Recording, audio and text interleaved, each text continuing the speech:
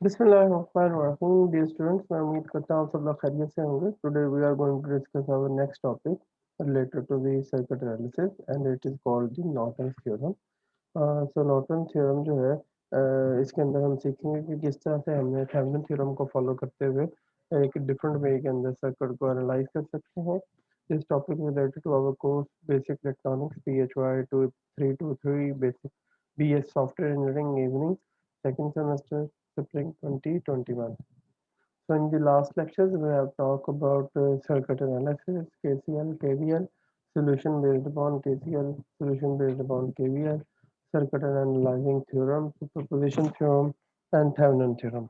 और ये सारे थ्योरम जो है हमने लास्ट लेक्चर में पढ़ लिए थे।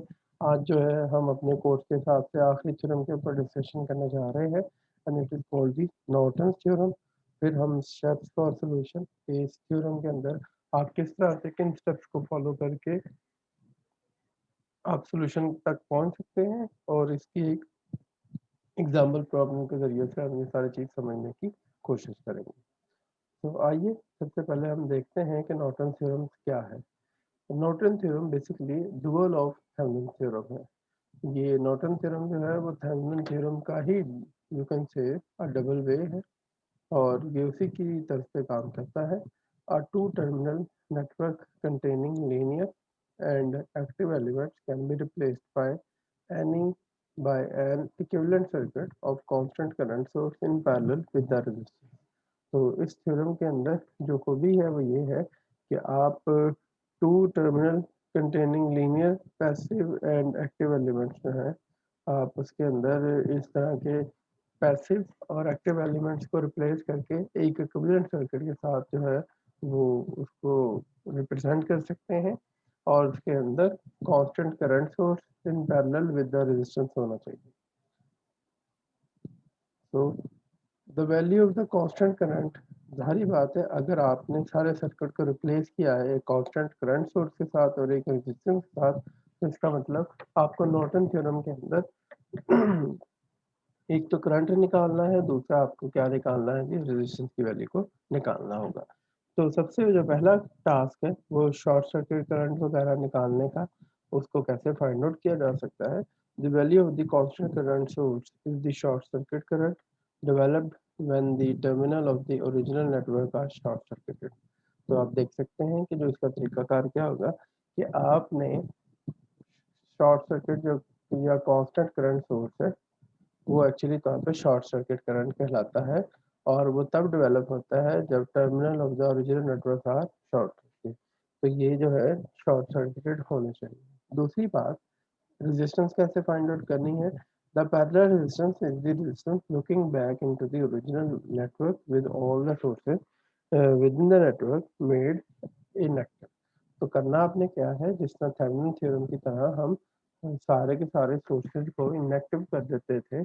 मिसाल के तौर पे अगर आपके पास वोल्टेज सोर्स है तो हम उसे शॉर्ट सर्किट में शॉर्ट शॉर्ट में कन्वर्ट कर देते थे। उसके नतीजे के अंदर आपके पास जितनी भी रेजिस्टेंस थी उनका इक्विवेलेंट निकाल के उसको बाकियों से रिप्लेस कर दिया जाता था।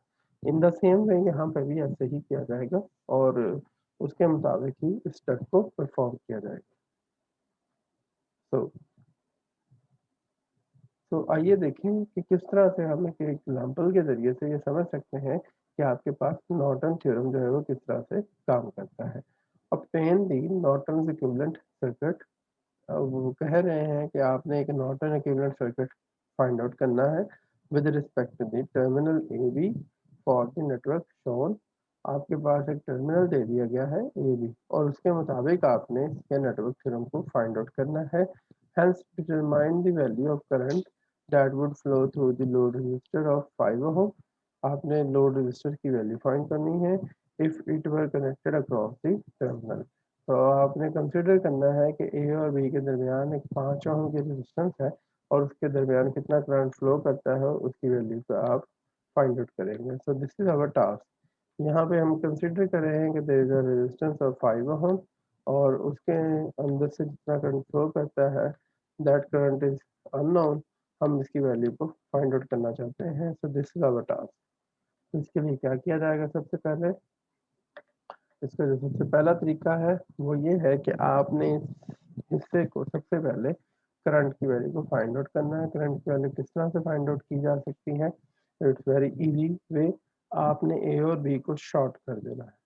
जैसे आप ए और बी को शॉर्ट करेंगे तो you will have the total current, this is the I1 current और दिस इज I2 करंट। तो यहाँ पे आपने टोटल करंट फाइंड आउट कर लेना है, दिस इज द IN। तो this is the IN will be equal to I1 plus I2 और ये है 2.5 एम्पेयर करंट। तो ये आपके पास होगा, ये नॉर्टन करंट कहलाएगा। उसके बाद आपने इसको ओपन कर देना है और बाकियों को शॉर्ट सर्किट में कन्वर्ट कर देना है और जिसके नतीजे के अंदर आपने नॉर्टन के रेजिस्टेंस को फाइंड करना है।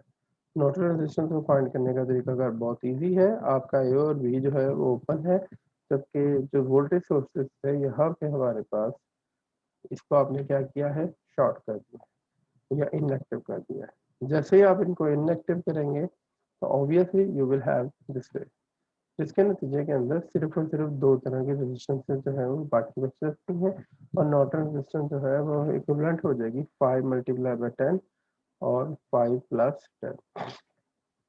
तो इन दिस वे ये दोनों रेजिस्टेंस जो है आप कंप्यूट कर सकते हैं।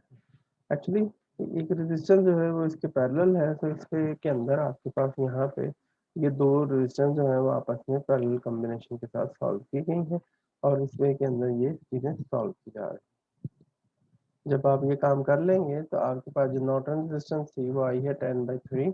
तो आपने सर्किट को दो हिस्सों में, जो पूरा सर्किट था ए और बी अलहदा निकल आए हैं और बाकी जितना भी सर्किट है वो अलहदा से डिफाइन किया जा सकता है। ये आपकी पैरेलल नॉट रेजिस्टेंस है, नॉर्टन रेजिस्टेंस है, ये आपका करंट सोर्स है। तो आपने पूरे सर्किट को कन्वर्ट कर दिया है करंट सोर्स के अंदर और उसकी पैरेलल रेजिस्टेंस के अंदर। अब आप जो है लोड रेजिस्टेंस के अक्रॉस जो वैल्यू है करंट की वो फाइंड कर सकते हैं और उसका तरीका बहुत इजी है। इसको अंदर आप करंट डिवाइडर रूल अप्लाई कर सकते हैं।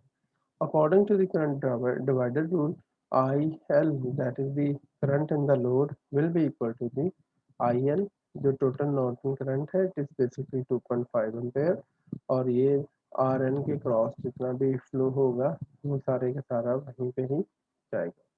तो this is the formula for the current which is flowing through RL और ये होगा आपके पास 1 एम्पेयर।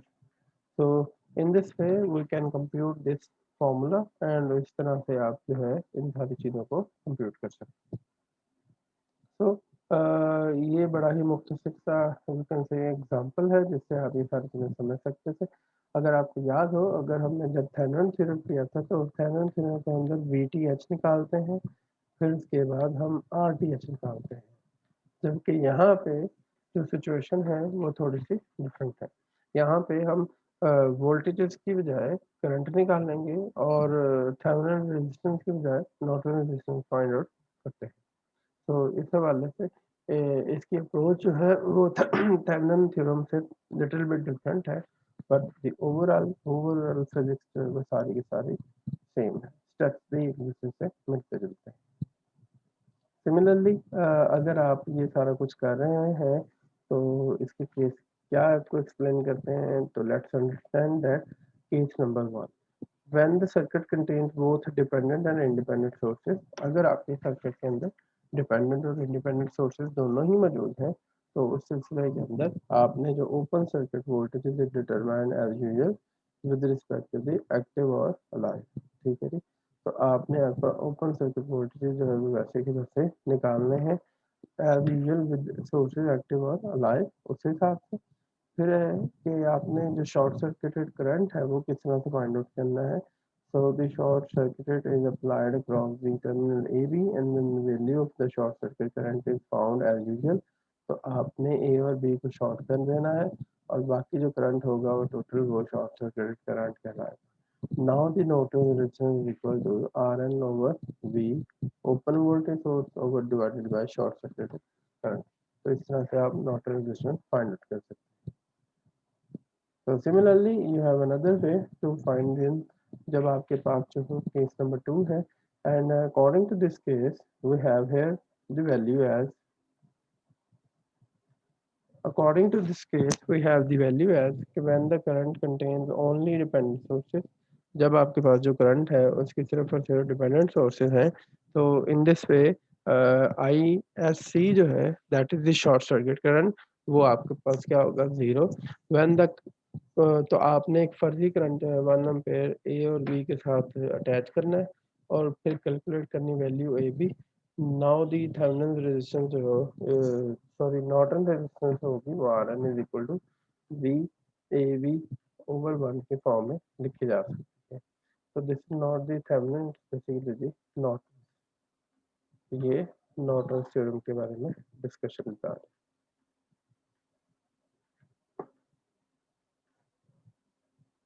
तो ये आज का हमारा टॉपिक था। तो इंशाल्लाह अपने नेक्स्ट टॉपिक के ऊपर हम जो है इलेक्ट्रॉनिक मटेरियल्स एंड सेमीकंडक्टर की बात करेंगे, और ये देखेंगे कि इलेक्ट्रॉनिक्स के अंदर हम ज़्यादातर सेमीकंडक्टर मटेरियल क्यों इस्तेमाल करते हैं, उसकी क्या रीज़न है, और उससे हम कौन कौन से डिवाइसेस बना सकते हैं और उनके कौन कौन से यूजेस होते हैं। इंशाल्लाह हम नेक्स्ट लेक्चर के अंदर इन सारी चीज़ों के ऊपर डिस्कशन करेंगे।